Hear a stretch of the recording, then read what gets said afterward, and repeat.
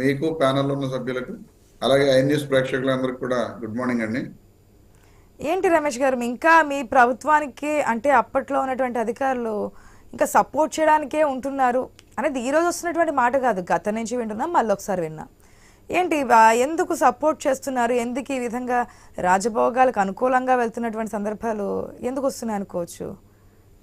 Madam గారు, ఇప్పుడు అధికారులు మాకు సపోర్ట్ చేస్తున్నారు అని చెప్పి గత 2 నెలల నుంచి 3 నెలల నుంచి లేదా ఇప్పుడు 6 నెలలు అయిపోయినా సరే ఇప్పటికీ కూటమి నాయకులు ఆ విధంగా మాట్లాడుతున్నారంటే కూటమి ప్రభుత్వం యొక్క అసమర్థత క్లియర్ గా ఈ రాష్ట్ర ప్రజలందరికీ అర్థమవుతున్న విషయం. ఎందుకంటే ఇప్పుడు మాకు చేస్తున్న అధికారులు మాకు సపోర్ట్ చేస్తున్నారు అని చెబుతున్న అధికారుల మీద వీళ్ళ చేతుల్లోనే అధికారం ఉంది కాబట్టి యాక్షన్ తీసుకోవచ్చు. యాక్షన్ తీసుకోరు వీళ్ళు. ఎంతసేపు కూడా జగన్మోహన్ రెడ్డి గారికి అధికారులు సపోర్ట్ చేస్తున్నారు అని చెప్పి వీళ్ళు చెప్పడం తప్ప మాకు సపోర్ట్ చేస్తున్న అధికారుల మీద యాక్షన్ తీసుకుంటున్న దాఖలాలు బహు తక్కువ. అదే చెప్తున్నారు కదా, అంత స్థాయిలో ఉన్నారు, ఇదేమి ప్రోడక్ట్ కాదు కదా ఇటు తీసి అటు మార్చడానికి అనేది. ఇప్పుడు నిన్న ఒక విషయం అనిత్ గారు మాట్లాడినా, ముఖ్యమంత్రి గారు మాట్లాడినా, ఇప్పుడు వెంకటరెడ్డి గారికి జైళ్లలో రాజభోగాలు జరిగినాయి అన్న ఇష్యూ మీద కదండి. ఇప్పుడు గత 5 సంవత్సరాల్లో మా నాయకులు జైళ్ళకి వెళ్ళిన వాళ్ళు అతి తక్కువ.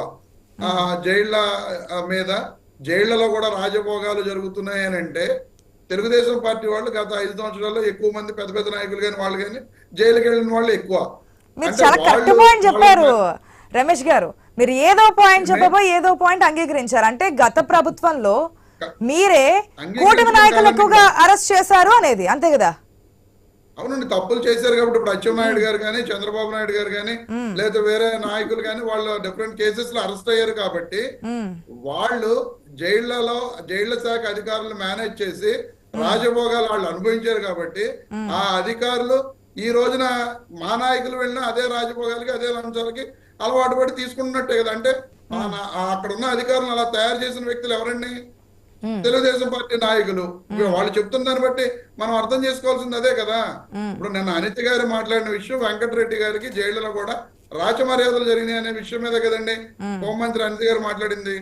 అంటే క్లియర్ గా అర్థమవుతుంది కదా, ఆ రాజమర్యాదల్ని వీళ్ళు అలవాటు చేసి వీళ్ళు లంచాలు అప్పచెబితే వాళ్ళకి గతంలో రాజమర్యాదలు జరిగినాయి కాబట్టి అదే రాజమర్యాదల్ని మాకు కంటిన్యూ 14 to 19లో వైసీపీకి సంబంధించి ఎవరు కూడా అరెస్ట్ కాలేదు, అప్పుడేం జరగలేదు. ఈ సంస్కృతి అంతా ఆ స్థాయిలో ఎవరు అరెస్ట్ అయిన వాళ్ళు మీరు ఒక్క నాయకుడి పేరు చెప్పండి. నేను అడుగుతున్నాను సార్, నేను అడుగుతున్నాను.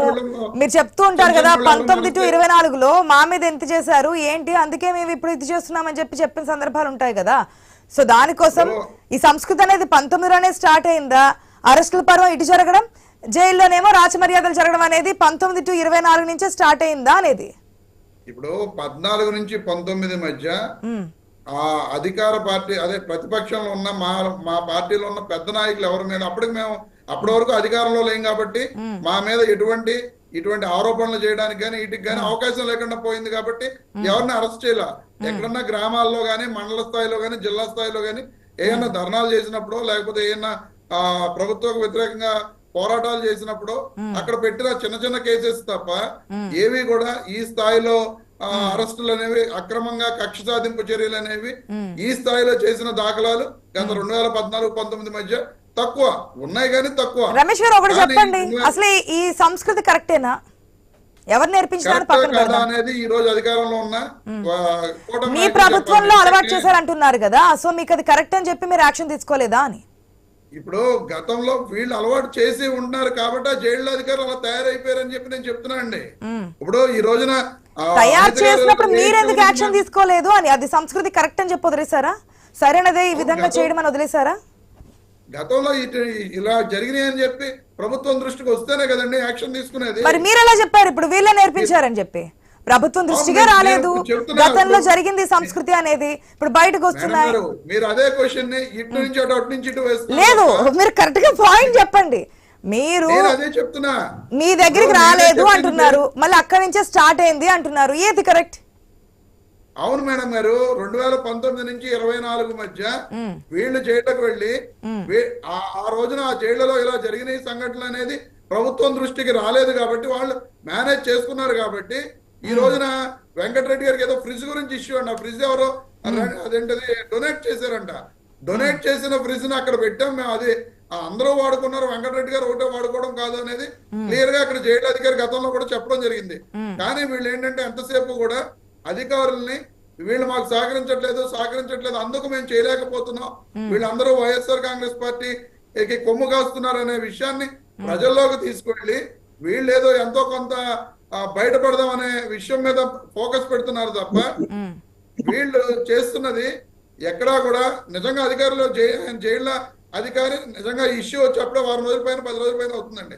ఆయన మీద ఇప్పటివరకు యాక్షన్ తీసుకున్నారా? వీళ్ళు యాక్షన్ తీసుకున్న దాఖలా లేవు.